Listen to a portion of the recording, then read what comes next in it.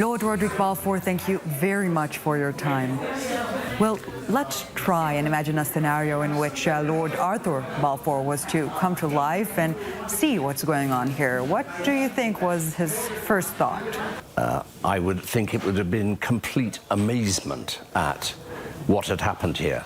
I mean, one of the things I always say is how deserted the country was and undeveloped at that time. It was desert, it was fought over not because of, in my view, a land of opportunity. It was fought over because it was the land between two empires. It was near the Suez Canal, our route to India, which was a vital part of the British Empire. You know, the fact was that there were other political imperatives that came to bear.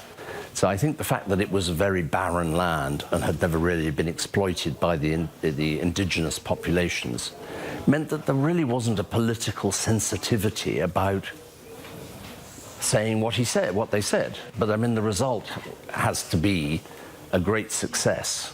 You know, I'm sorry that it's seen as being very bad for the Palestinians.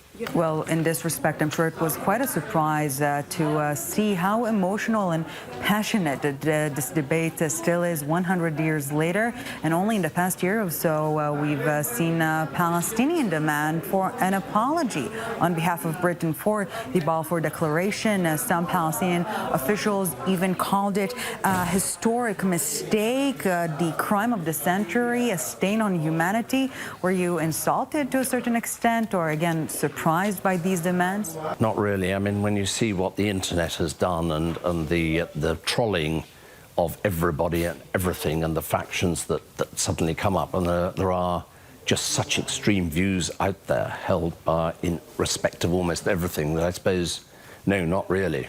And, you know, one has to say that I think there are some fairly intransigent views on the right wing here in the political spectrum that are making reconciliation, you know, very, very difficult. Well, at this point, I would like to quote you, sir, in a very rare op-ed on the New York Times, where you said that the increasing instability of Israel to address this condition, referring to the Palestinians, of course, coupled with the expansion into Arab territory of the Jewish settlements, are major factors in